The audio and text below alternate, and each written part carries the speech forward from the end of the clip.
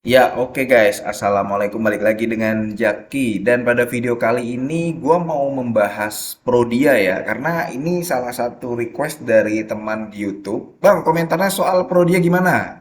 Nah, gua buat video ini dan akan membahas berdasarkan pendapat gua pribadi.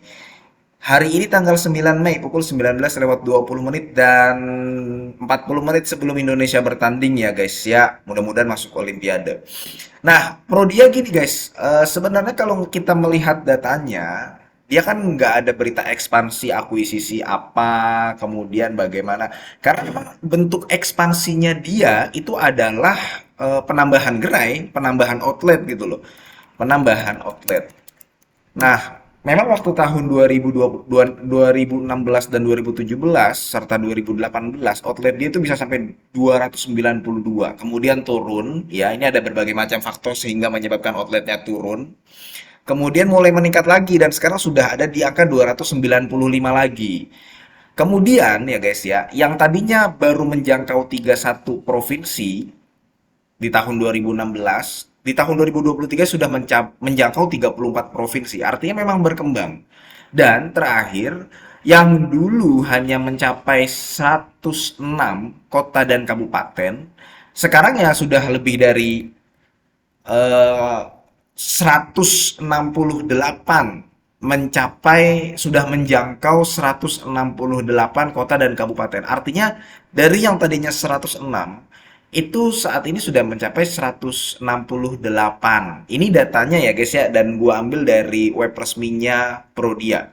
Jadi bentuk ekspansinya dia apa? Penambahan outlet, kemudian adanya tes tes baru kayak misalkan dulu ya hanya periksa darah, sekarang ada tes genomis dan sebagainya gitu ya. Orang-orang makin sadar akan kesehatan. Jadi kalau misalkan kita melihat apakah prospeknya bagus berdasarkan laporan keuangannya guys ya, memang turun. Pendapatan kontrak dari pelanggannya ini memang turun karena ya memang sudah tidak masanya Covid. Karena gini guys, waktu dulu Prodia ini kan bagus IPS-nya pada saat tahun 2020, 2021, 2022. 2021 lah, masih masa-masanya COVID. Di situ pemeriksaan tubuh ya, bukan pemeriksaan COVID ya, bedakan. Memang betul ada COVID waktu tahun 2020 dan 2021. Namun pemicunya karena COVID tersebut orang jadi khawatir, jadi sadar kesehatan dan menjadikan pengecekan tubuhnya itu sebagai mandatori, sebagai hal yang prioritas pada masa itu. Saat ini udah enggak lagi. Sudah tidak se-booming waktu COVID atau pasca COVID, beberapa bulan pasca COVID sudah tidak se-booming itu. Makanya IPS-nya lama-lama menurun kalau dibandingkan tahun 2021, 2022 dan 2023. Di tahun 2024 ini pun berpotensi turun. Tapi memang Prodia ini memiliki segmennya sendiri. Dia memiliki beberapa pasar dan kalau kita lihat ya guys secara geografis segmen yang berada di wilayah Jakarta nih lu perhatikan guys ya di sini tahun 2023 kuartal 1 itu pendapatannya ada di angka 200 miliar ya.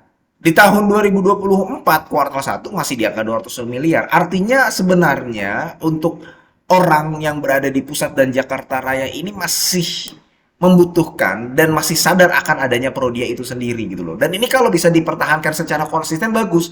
Nggak serta-merta karena sudah tidak periode pasca COVID yang tadinya 208 sekarang tinggal 150. Nggak seperti itu. Ini masih bagus bisa dipertahankan Prodia. Nah, masalahnya Prodia itu memang sahamnya mahal. Sahamnya mahal secara valuasi ya. Kemudian adanya kenaikan US dollar sehingga berimbas kepada beban impor bahan baku. Kebanyakan memang bahan baku dari Prodia ini impor.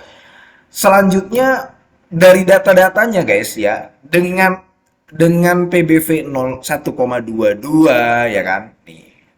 PBV-nya 1,22. Gua ketik di sini ya. PBV 1,22 dengan ROE yang sekarang adalah 6% ya.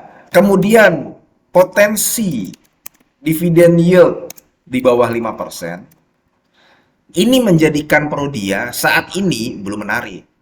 Jadi ini bukan angka yang bagus kalau lu masuk. Nah, lu masuknya kapan? Masuknya nanti ketika EPS per kuartalnya sudah mulai membaik. Jadi nanti saham Prodia ini akan menyesuaikan guys. Ketika nanti sahamnya turun, ketika nanti kinerjanya turun, sahamnya akan turun. Ingat nggak Sido muncul? Sido muncul itu ramai dan EPS-nya tinggi, kinerjanya tinggi ketika COVID. Pasca COVID dia cooling down. Dia turun kinerjanya. Diikuti dengan saham yang sama seperti Prodia. Nah, kemudian ada potensi Isido muncul, kinerjanya membaik, mulai membaik. Di mana di kuartal 1 tahun 2024. Sayangnya ini belum diikuti oleh Prodia.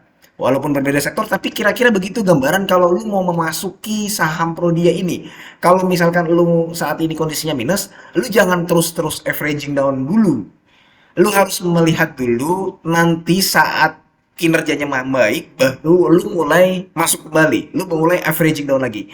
Dan kalau misalkan lu masih belum punya barangnya, biarkan sahamnya menyesuaikan seiring menurunnya kinerja. Nanti akan ada saatnya kinerjanya mulai stabil dan mulai meningkat kembali, baru disitulah lu masuk. Kira-kira seperti itu untuk dia guys ya. Mudah-mudahan video ini bermanfaat dan semoga lu sehat selalu sehingga kita bisa bertemu kembali di video-video selanjutnya. Ini bukan ajakan jual beli. Gua akhiri, wassalamualaikum warahmatullahi wabarakatuh.